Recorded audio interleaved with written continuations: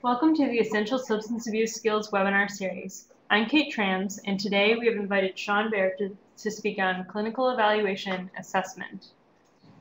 This training series is brought to you by the National American Indian and Alaska Native Addiction Technology Transfer Center, or ATTC. We are one of 4 national focus centers serving the ATTC network, which also includes 10 regional centers and a network coordinating office. To learn more, please visit our website.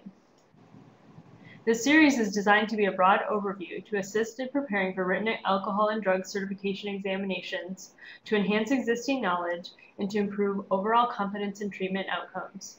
Please be aware that this series is not meant to stand alone, and previous education and training is necessary to pass alcohol and drug certification exams. Please check out our other upcoming webinars in this series, as well as our American Indian and Alaska Native Behavioral Health series, which takes place on the first Wednesday of each month. We always welcome suggestions of topics or speakers, so feel free to make suggestions in the pod or by contacting me at the email address or phone number provided on this slide. Our center is a NADAC certified education provider, and CEHs are available on request for $15. A request form is available for download in the Files pod in the webinar screen, and I'll be also sending this form out in a follow-up email to all who attended. Immediately following today's webinar, you'll be redirected to our GPRA evaluation. GPRA stands for the Government Performance and Results Act, and SAMHSA asks us to evaluate our events in order to comply with this act and provide improved performance assessment and accountability. The survey asks about your satisfaction with the event and takes less than 10 minutes to complete. We thank you in advance for helping us to improve our programs.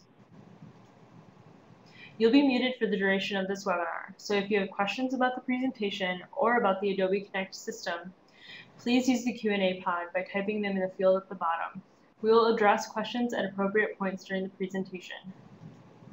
We would also like you to know that this webinar records participant attention time. If you minimize the webinar or are working in another window, the system will record your participation as inactive, which may be reflected in the number of CEHs received. Today's speaker is Sean Baer. Sean earned his BA from Buena Vista University in 2002, majoring in psychology and human services. He also studied mental health counseling at Drake University for 2 years and is still working on graduating with his master's degree. He's a member of the Meskwaki tribe in Tama, Iowa, and has worked with Native Americans with substance abuse issues for many years. He's also an Army veteran and honorary discharged from the 82nd Airborne. He currently works for us here at the National American Indian ATTC and Alaska Native ATTC and is our senior behavioral health consultant. So I'd like to welcome Sean at this time, and I'll pass things over to you. Okay, hello all. Again, my name is Sean Baer. I'm from Tama, Iowa. I'm Meskwaki. I'm from the Meskwaki tribe. So we'll get started here. I guess when you look at the clinical evaluation, the assessment and goals, we'll look at a little bit further in defining assessment process, identifying the assessment instruments, or some of them. This one here is using the DSM-4. I believe it was the last time we used the DSM-5 for the criteria for substance abuse and dependence, specifiers, multi-axial assessments. Describe the ASAM, levels of care, and diagnostic and dimensional criteria.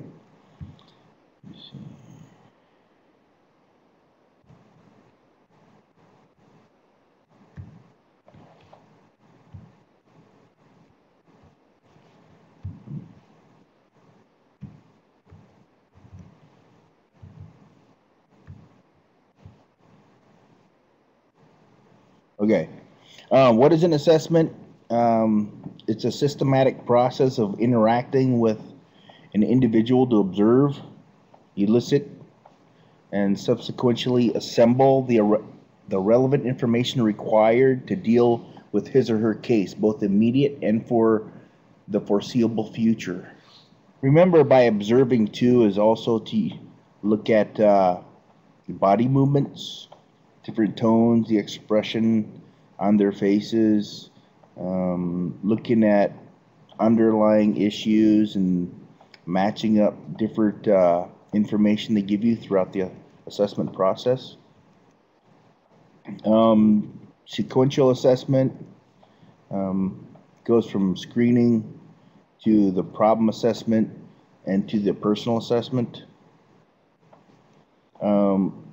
You'll see here that as one goes to a treatment center and goes through the screening, moves on to an assessment, and then you'll see here it's like usually what happens is from the assessment process, because not everybody who actually goes through an assessment or through the screening process needs further assessment. The problem assessment, it's kind of like the ask maybe certain questions. The personal assessment is looking at how things match up, whether their behavior matches up with what they say. But you'll see as time goes on, it uses more time, but also uses more monies. Okay, information is sought along 3 dimensions. The use of alcohol or drugs, signs and symptoms of alcohol and drug use, and the consequences of drugs and alcohol. Okay, the content of the screening. It's a brief process answering 2 questions, whether this person has an alcohol or drug problem present, and if so, whether it is likely to require brief intervention or specialized treatment.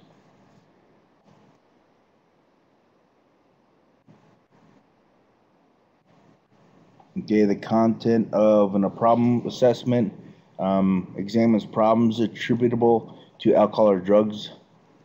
There's 3 techniques available. There's a retrospective method, which looks at the past. Prospective methods, which looks into the future, whether that person is in danger of use, possible medical problems, whether maybe their liver might go bad, maybe they're getting close to that, whether it's putting them in some kind of danger, or sometimes if treatment would help to protect that factor. Of course, you can use laboratory determinations. One thing about that, such as like the UAs, I really do believe in the UAs, but remember also that it's like some drugs may only stay in the system for so long, so that's something to consider. It's like if somebody has a UA on certain days of the week, like on a Friday or something like that, and only on Friday, sometimes you can switch it around to having it on a Monday, because with certain drugs only staying in the system for maybe 2 or 3 days, there is a chance that people can use only on the weekends. So that's something to look at. Signs and symptoms of alcohol and or drug use. Remember again, we're using the DSM-4 criteria on this webinar. There's the self-report questionnaire can be used. Looking at the alcohol equivalencies in drinking. Remembering that during the assessment process, if they say, well, they have, 2 or 3 beers, either a couple days of the week or something like that, you'll find out as well as how many ounces are in each one of those beers, because sometimes what happens is people might say, well, I only had 2, but really it might be like a 20 or 24 ounce can, or a really big bottle. It could be a malt liquor, which usually has more alcohol in it.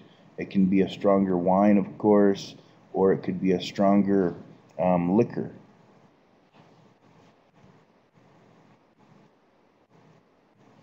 Okay, the consequences of alcohol and drug use.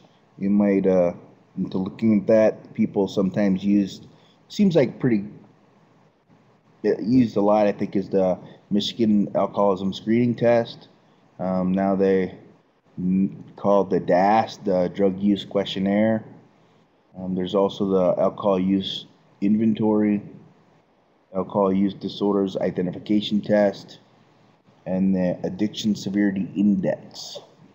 I think a lot of times with the ASIs, should be familiar with that, with the AccuCare.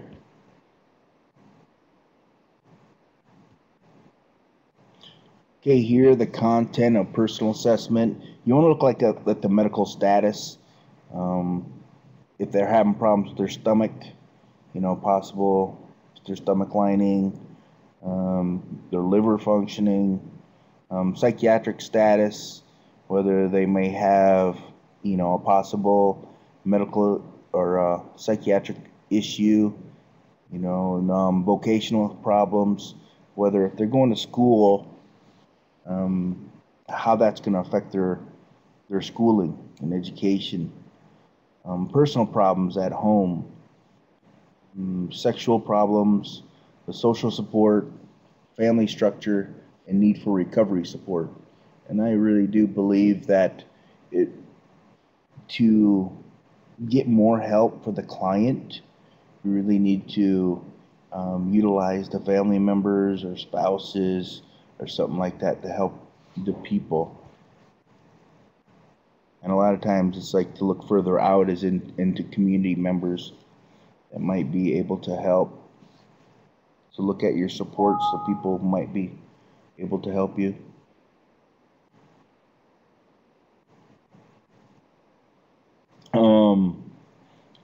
Some more content of the personal assessment, looking at their leisure time, if they're exercising, how do they use their leisure time? Look at the demographics, where they come from, what's going on in maybe their family, or what's going on in certain areas of the tribe or community. Looking at their family history, of course, if they have any prior treatment, their intelligence, of course, their cognitive function, their personality, looking at the treatment goals, their social stability, situational factors, their spirituality. One thing also to maybe look at if they're homeless. If they do go away to an inpatient treatment, what's going to happen when they come back? Are they going to have a place to stay? Are they going to have the support they need to do that? One thing we could look at is also is like a transitional living. I really do believe in that, because it's like the longer the treatment goes, usually the better the outcomes, and it's putting them in a safe place after the inpatient treatment, and a lot of these residential or transitional living places, it gives them a place to stay, might help them get a job, meet other people. So it's like looking at maybe if they have a job when they get back. A lot of these things are going to really come into play, because it's better to have the person come back and have their job ready, not to cause too much stress on them. 5 steps of the process. You see overview of the assessment process, detection, classification, functional assessment, functional analysis, treatment planning, and recovery capital. Okay, with detection, identify the clients with potential problems. Look at their past and current use of alcohol, tobacco, or other substances. Lab test to screen for substance use, and look at negative consequences. A lot of times, clients may say that this alcohol or drug isn't causing them any problems, and later on through the assessment you find out that maybe a spouse or a girlfriend or whoever, my family members, kind of complain about that. So there is going to be some kind of negative consequences. Let me see.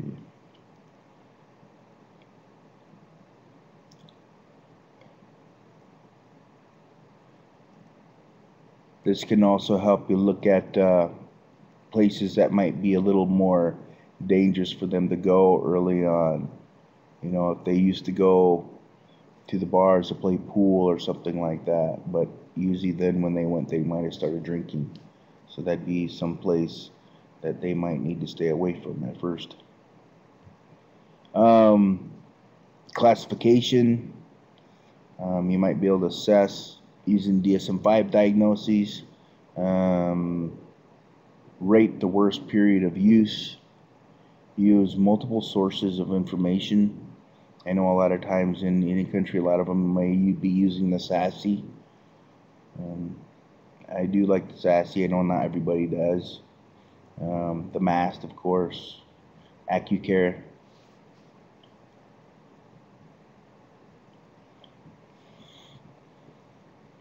Okay, looking at a functional assessment. Of course, you want to obtain the client's information, use all available sources as possible, assess the client's range of different needs, whether they need housing or child care, whether they need a ride.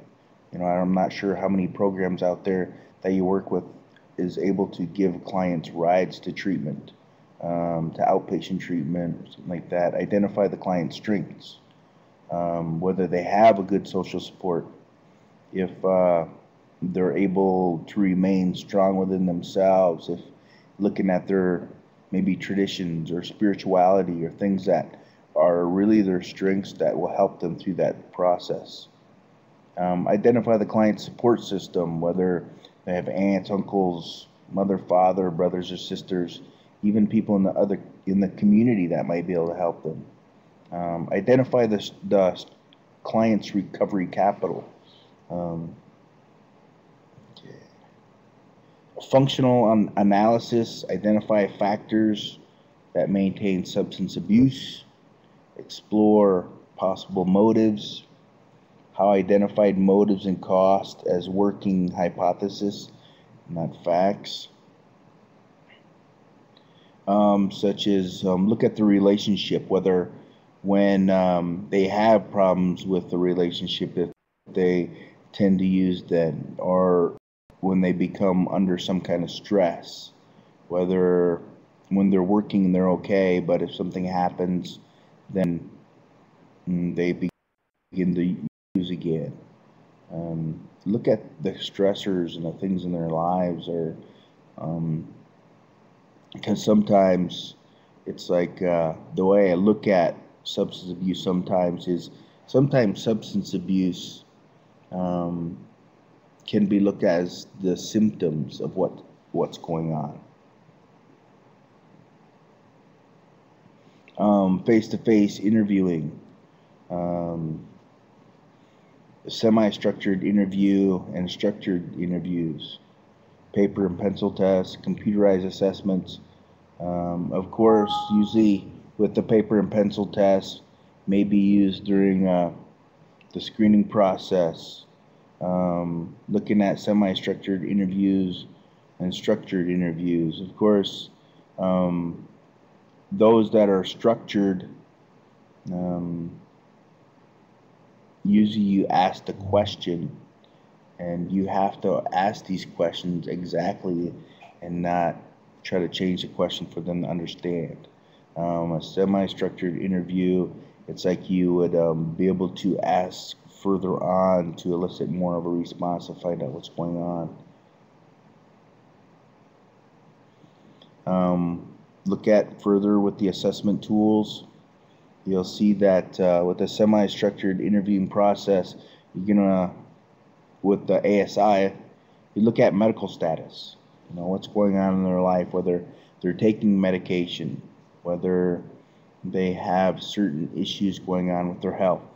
Looking at their employment and support, whether they're part-time, full-time, whether they're unemployed at the time, where they stay. Look at their drug use, the past and the present. Look at the alcohol use, the past and the present. Look at the legal statuses, whether they're going to court still, or whether they're in parole or probation. Look at if they have fines. Sometimes what happens is also you might have people within your community or even at your center sometimes where they might be able to get some community service in. Sometimes that's helpful. Look at their legal status, whether how long they're going to be able to stay, or where there's a chance that they might go to jail or prison for a while. Look at the family and social status, whether they're okay, whether they have all these family members that are helping, whether it's kind of a breakup or maybe divorce or separation going on. Look at their psychiatric status. And that's one thing, it's like, especially like their psychiatric status may really play a role, like in, of course, with methamphetamines, cocaine, the synthetic cannabinoids. You want to really look at these things because this will help you to judge how strong this person will be and whether they might need further assessment with the mental health.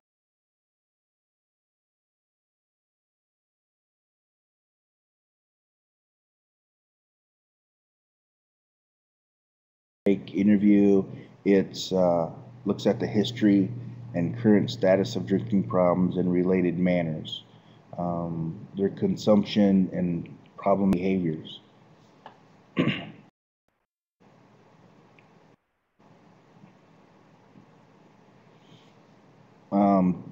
Timeline follows back, analyzes the patterns, the intensity, and the frequency of their use.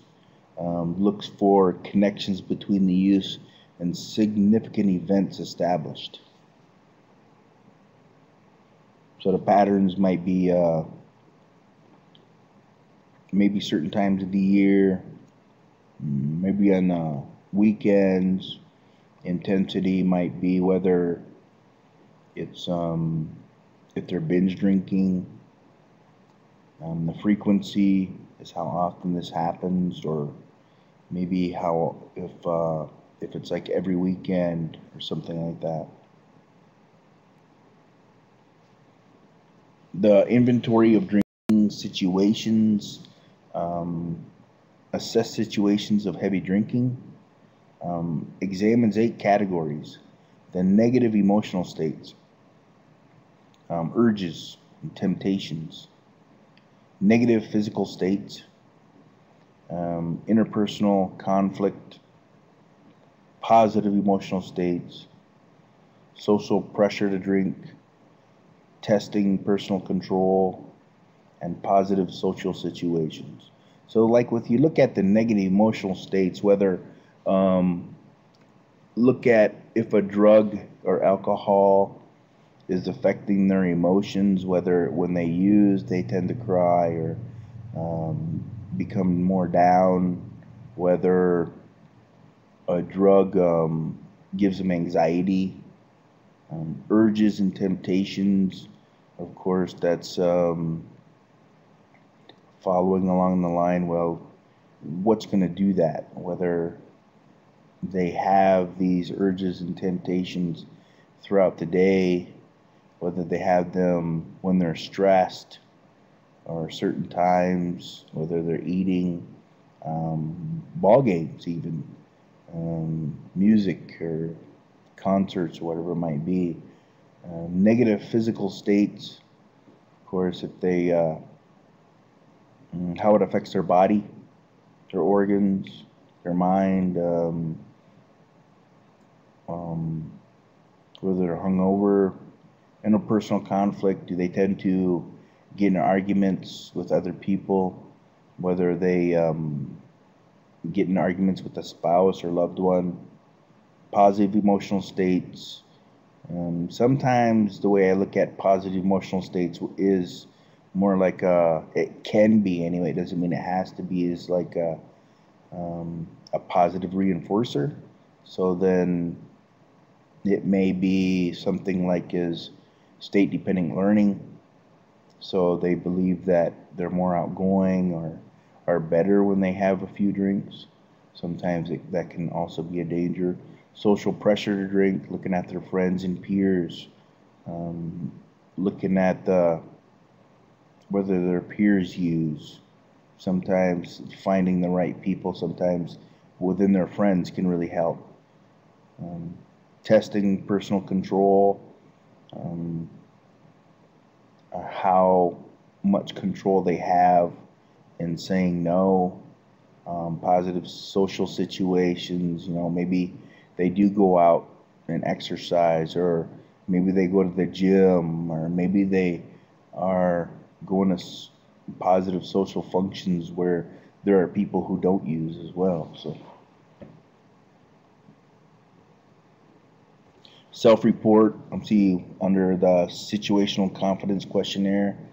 Um, Clients imagine themselves in each situation. They rate on a scale of 0 to 100, from 0 being not confident to 100 being very confident.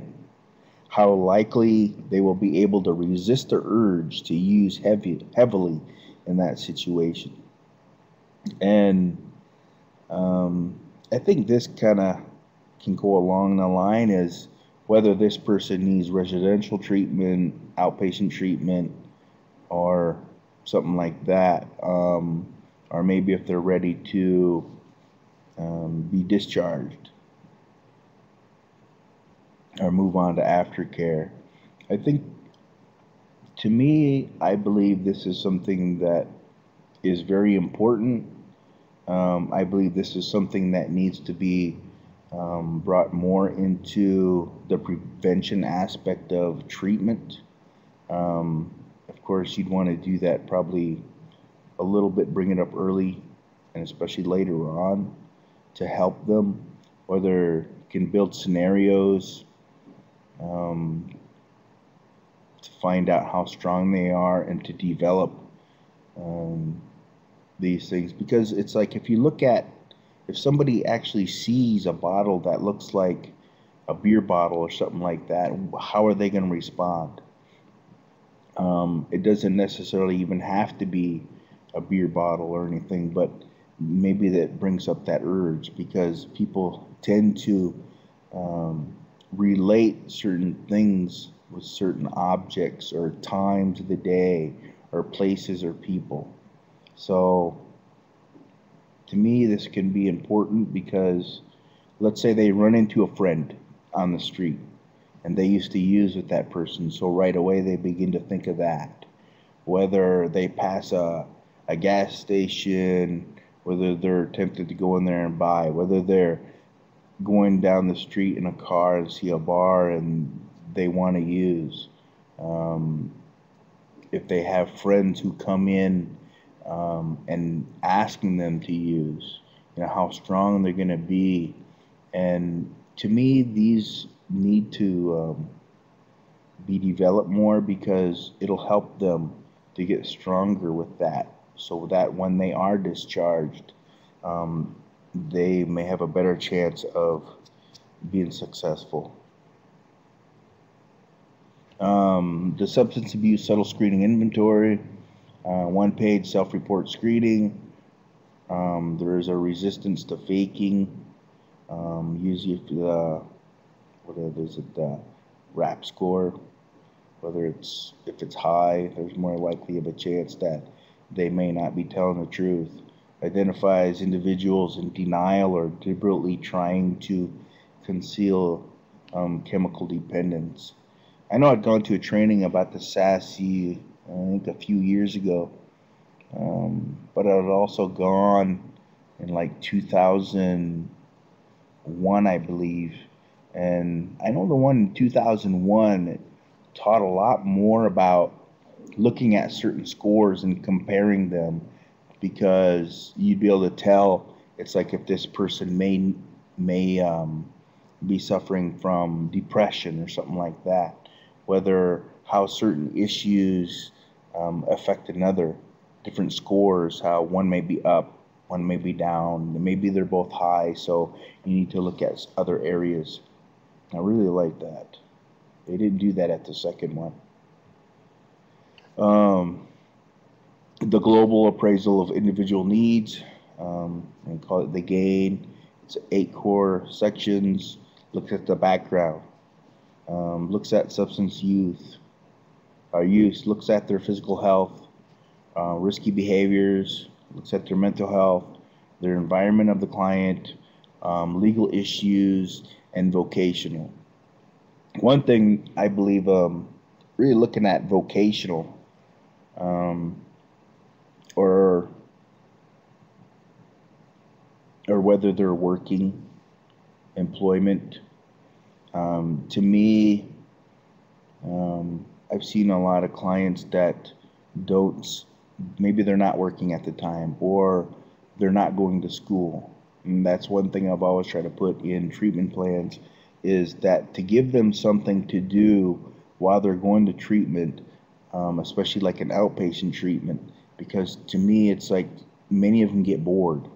You hear people say, well, I was bored or something, but to give them something else to do besides sitting there within themselves or wondering what they can do, because out of boredom they might run into the wrong people or do something they shouldn't do. I've always believed that they should either get a job or go to school. I believe that really helps. Plus it raises their self-esteem, helps them think better of themselves. Looking at the DSM-4 TR, criteria for substance abuse, only one is required here. Recurrent substance use resulting in a failure to fulfill major role obligations at work, school, or at home. So if they're missing a lot of work, missing a lot of school, or neglecting duties at home. Recurrent substance use related legal problems, whether they're getting a lot of public intoxes, or driving while intoxicated, whether they're getting fights, or even possible legal problems.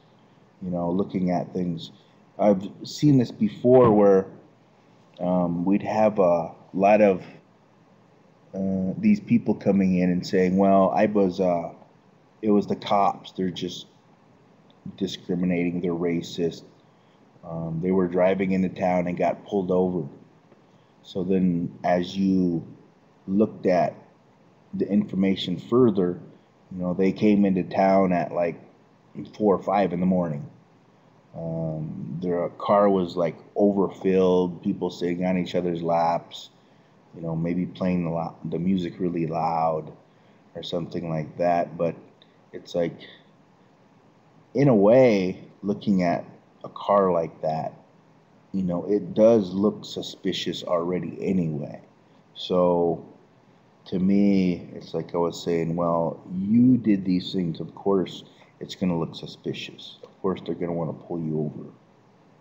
So looking further at what the client has done instead of letting them place their problem on something else. Looking at recurrent substance use in situations in which it is physically hazardous, whether they're working and using and climbing ladders or something like that. Recurrent substance use despite having persistent or recurrent social interpersonal problems, whether, how are they getting along in their community? How are they getting along with their family and friends? The criteria for substance dependence, 3 or more required. Tolerance, of course, as defined by either of the following: a need for markedly increased amounts of the substance, markedly diminished effect. Withdrawal, as manifested by either of the following characteristic: withdrawal syndrome, or the same or closely related substances taken to relieve or avoid withdrawal symptoms. So those would be people who wake up and may have a drink or have taken more of the substance so they won't withdraw.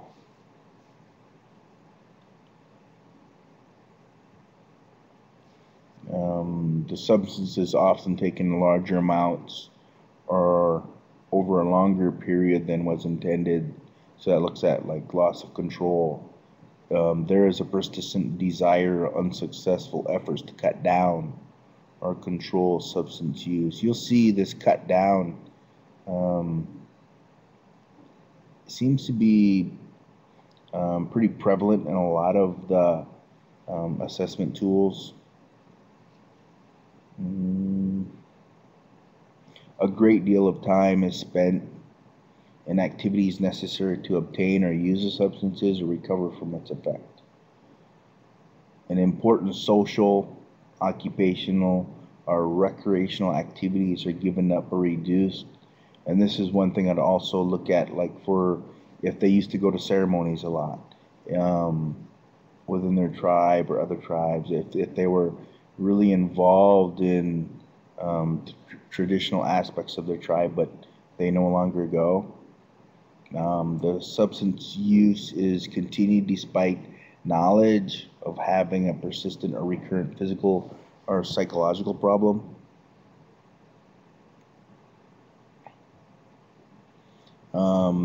There's also the specifiers, either with physiological dependence or without physiological dependence. So with physiological dependence, it's used when substance dependence is accompanied by evidence of tolerance or withdrawal. Without physiological dependence is used when there is no evidence of tolerance or withdrawal. Let's see, what was that one?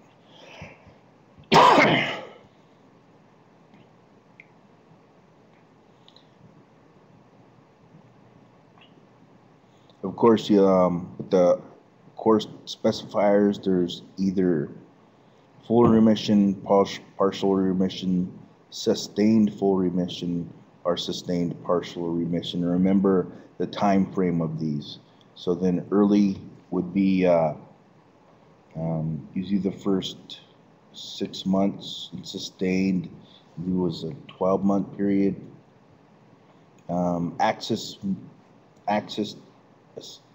The multi-axis assessment, axis 1 is the clinical disorders or conditions that may be a focus of clinical attention, reports all the various disorders and conditions in the classification except for personality disorders and mental retardation. So these are where we'd be putting those assessment diagnoses. Axis 2 in substance use, you don't normally use them. One thing that I had put before is if they bring in information, whether they have an Axis 2 diagnosis, such as the paperwork, or by client identification or previous assessment.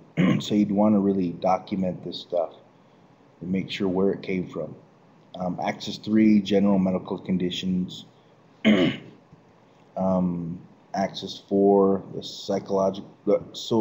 psychosocial environmental problems. So looking at what's going on in the community or with friends, family. Axis 5, the global assessment of functioning, the GAF. Rates global functioning on a continuum, gives numerical scores of 1 to 100, with 100 equating superior functioning. Now this is really one, and along with Axis 4, that is no longer in the DSM-5. And part of the reason is because they believe that it's too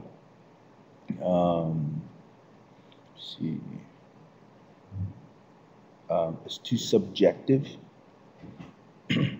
And this was really having a problem whether two people would come to the same conclusion. So we get into recovery-oriented systems of care. Now, one thing I would look back on during the assessment process is I've seen times when natives may really understand more, maybe about ceremonies or powwows or something like that. Non-natives, as a clinician, they may really see that, oh, a powwow is really good for them to go to. It really helps them. They're getting out in the community and doing these practices with people, but also it's like, to me, sometimes the people might need to understand more about what also goes on at many powwows and the danger of that, because there's also what they call the 49, and usually that goes on with either one night, the last night, or different times within the powwow. There's like a big party that goes on, and that can be very dangerous and problematic for somebody who's going through recovery.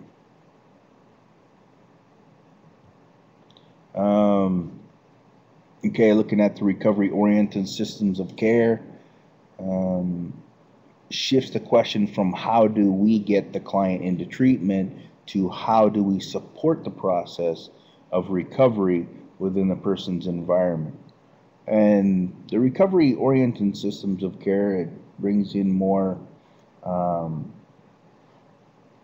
looking at the person's, the whole community, especially as a native people. This would really go with us, because it's like looking at other services within the tribe that might be able to help. Treatment agencies are considered one of the many resources for the client. No one source is more important than another. Various support systems need to work together very closely with the client. So it's important to have a list that the counselors can look at, whether if they need to go to the food pantry, whether they need to speak to like the DHS or something like that for more referral, whether they need the electricity turned back on, whether they need food for the children, whether they need some services like that, or something for education, whether they have a family services or something like that within your tribe. Looking at more are the ICWA, looking at the services within the tribe, but also looking at the cultural things and traditions, whether a traditional leader or a spiritual leader might be able to help this client, whether there's a place they can go to for a sweat lodge or healing or something like that, whether there's elders who can help this person learn more of their culture or something like that. I'm thinking a long time ago that a lot of natives, it's like it always seemed like when somebody had a issue within the tribe, and everybody really knew about it, and they kind of almost shunned the person, and that was more of a way of letting the person know that they don't agree with what this person's doing. So that was more of a reason for that person to change. As time has gone on, it seems like people become more, I guess, accustomed to the drug use and alcohol and seeing it as a normal thing. But that's something that we really need to get away from that and get back to more of the traditional ways where those things weren't part of our community, weren't part of our customs or anything like that. I believe that the community is very important. Looking at the recovery-oriented systems of care is to support the person-centered and self-directed approach to care that builds on the personal responsibility, the strength and resilience of individuals, families, and communities to achieve health, wellness, and recovery from substance-related disorders.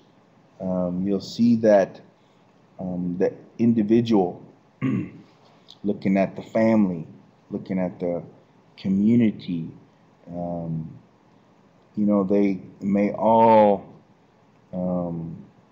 need some type of recovery, whether it's from the individual, so that substance abuse agencies could teach the family also what goes on with the client, how things might change, how this person might not be the same going through recovery, and you might not be used to that.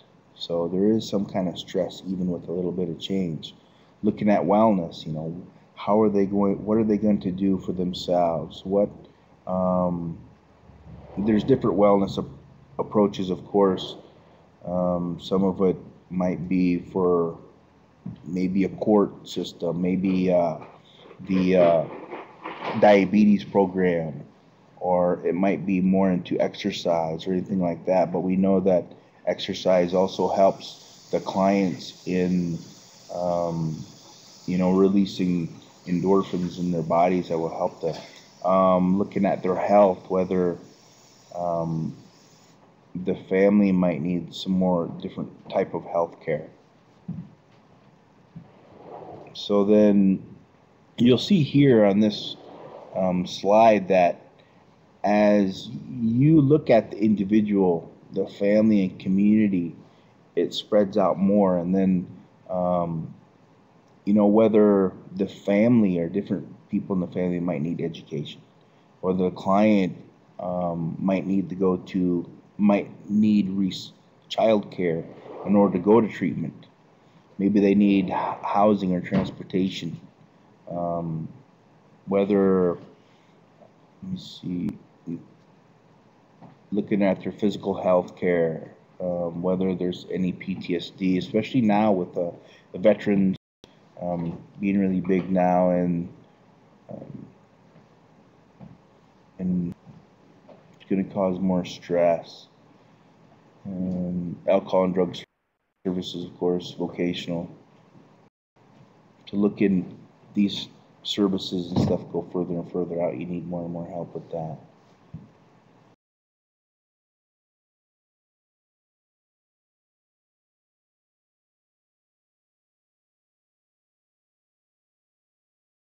And resilience in the patient or client, involving families and communities to take some responsibilities for their health and wellness and recovery from mental illness. Offer a comprehensive menu of services that can be adjusted to meet the needs of the client, adjustable to the client's pace and recovery process. This is something really needs to be looked at more, I believe, is adjusting to the client's pace and recovery of process early on in treatment. Many people, it's like they enter treatment and some may expect somebody to be at the level they are. But one needs to remember that, especially with heavy use, their brain chemistry is still kind of changing. They're still going to be having these urges. Their mind and focus and everything might not quite be there yet. As time goes on through the treatment process, it may get better and better, so that as time goes on within the treatment process, more of these detailed information and higher level functioning that is needed to learn certain things should be put a little bit later. Looking at like diagnoses or referral for depression, that should wait a little while, because we know that with drugs and alcohol, they do affect like dopamine, serotonin, so that when a person is off the drug or alcohol, those levels drop because they're trying to normalize, and that it takes a while to get up there and they'll start to feel better. Encompass and coordinate the operations of multiple systems, providing responsive, outcome-driven approaches to care, require an ongoing process of systems improvement that incorporates the experiences of those in recovery and their family members. Affects our involvement in the assessment process. Client is an equal partner in the assessment process, so that, especially like in treatment planning and even in part of the treatment, the client should have a say. I mean, we can no longer just say, here, sign this paper, there's your treatment plan. It actually has to be fitted specifically for this client. And the client does have a say in what can go in there. It's not just the counselor. And that's something that I think needs to be brought up with many things. It's like, if somebody believes they have a choice, they're more likely to pay attention, because it's them. They're already helping to create this, and they want to succeed. It's hard to listen to somebody, I think, sometimes when they say, you have to do it this way. In your mind, you might think, well, wouldn't this work a little bit easier? So sometimes we need to listen to our clients. And at the same time, it's like people helping a community, they also need to listen to the community as well. Elements of recovery-oriented systems of care. Person-centered, it's individualized, responsive to culture and personal belief systems. Community-based, commitment to peer services, involvement of families and other allies, ongoing monitoring and outreach. So when looking at this, it's like looking at the community and what the community needs. Sometimes it's also our responsibility or duty to educate the community as well, not just the clients, to educate maybe the court systems, criminal justice systems, probation systems, different systems within the community, so they understand drug abuse or substance abuse, so they understand the culture and the traditions, the spiritual beliefs. So that's something we need to look at as well. Elements of recovery-oriented systems of care, the cost-effective. There are cost-effective outcomes, oriented integration of services resulting in no duplication of services, competency-based, effective use of collaborators and partners, system-wide education and training, a continuum of care, research-based, and flexible funding. So that sometimes it's like if there's a service within our community who does a certain thing, we can build like a working relationship, that maybe they are really good with a certain thing that this client needs. So that referral would really help out. Like, because it's family services, maybe they might have a system that really helps the family, so that that referral may be needed as well. But also, like especially with continuum of care, is to make sure that things are done, to make sure that that client keeps having these services, and to check up on this client whether these services are going on, so that the person isn't just left somewhere. ASAM criteria, levels of care. Of course, there's early intervention. Maybe they might be drug and alcohol classes, to find out what these are actually doing to the body.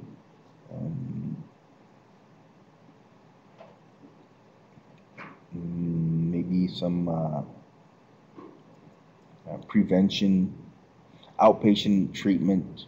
Also, there's intensive outpatient treatment, partial hospitalization, residential or inpatient treatment, low intensity residential treatment, medium intensity, which is residential treatment, and high intensity residential treatment. And also the medically monitored intensive inpatient treatment. Looking at the 6 criteria, dimension 1 is acute intoxication or withdrawal. Dimension 2, biomedical conditions and complications. Dimension 3, emotional, behavioral, or cognitive conditions and complications. Dimension 4, their readiness to change. Dimension 5 is relapse, continued use, or continued problem potential. Dimension 6 is recovery and living environment. Let's see. I'm not sure how many of you use the ASAM. I believe it's a really good thing to learn about. I know that with many of the Native communities, at least before, the ASAM wasn't always required because ASAM was more for state or for insurance reasons and stuff like that. So not all the Native communities use the ASAM, but I do believe it's something that everybody should learn to use. And it is becoming used more widely with different tribes now. Levels of care, level 0.5 early intervention, one-on-one counseling and educational educational programs. It could also be done in a group. Patients do not meet criteria for substance-related disorders, but maybe this would help them. So to stop that, especially like with youth, problems in dimension 1, 2, or 3 are stable, are being addressed. Therapies include, with level 1 therapies include individual and group counseling, motivational enhancement, opioid substitution therapy, family therapy, educational groups, occupational or recreational therapy, psychotherapy, and other therapies.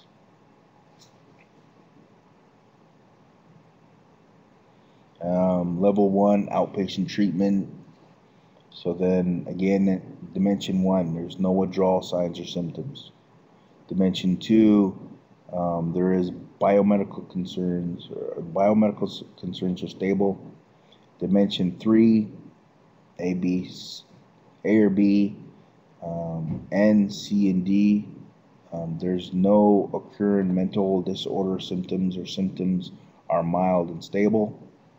Psychiatric symptoms are mild, but mental health monitoring is needed. Mental status doesn't interfere with understanding and participation, and no risk of harm to self or others. Dimension 4, willingness to comply with treatment plan, acknowledges the substance use and wants help. Ambivalent about substance use, doesn't recognize substance use. And dimension 5 is able to achieve or maintain abstinence only with support. Dimension 6, supportive environment for treatment, inadequate support system but willing to obtain a support system. Family support. Family is supportive but needs intervention to improve chances of success. So you look at with the outpatient treatment, you'll see that they do need some help. They're doing fairly well, and it hasn't gotten really, their substance use or dependence haven't gotten really bad, but they do need help to stop or protect them from further harm. With level 2, There's dimension 1 is no withdrawal signs or symptoms. Biomedical is stable or monitored, concurrent with no interference. So if you look at this, they don't really have like with level 1, there's really no serious medical condition that would stop them from going to outpatient. Dimension 3, maybe an abusive family, diagnosed emotional behavioral cognitive disorder that requires monitoring, needs for repeated structured intervention. So intensive outpatient normally has more hours than just outpatient. So they're going to be in the treatment more during the day. So dimension 5, symptoms intensifying and functioning deteriorating at lower level of care. So this is the reason that they would need this level of care rather than an outpatient or just a regular outpatient or early intervention. Current environment makes recovery unlikely.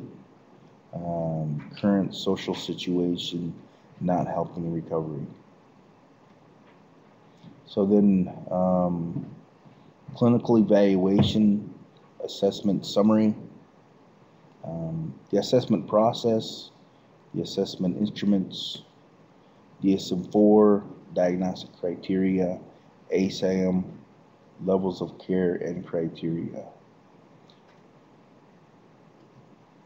So a lot of these tools, these here are used to help gather information, elicit more information from the client, also with family members or those that are able to do that, using that to build a treatment plan and to help them to recover. Kate, are you on? Yep, I'm here. So yeah, it looks like we are at the time for questions. We we have plenty of time, so please submit any questions that you have into the Q&A pod.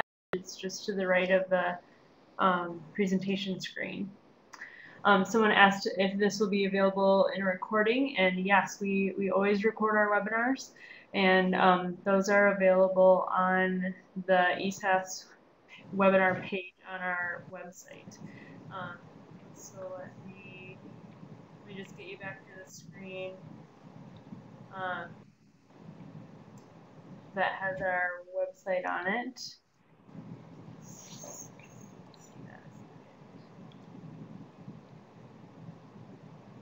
Okay, so as you can see right there, it's attcnetwork.org/American Indian, and then you will see on the left-hand menu, the webinars are probably 2/3 of the way down on that menu, and you'll see those links to registration for upcoming webinars, as well as the links to the recordings of all previous webinars.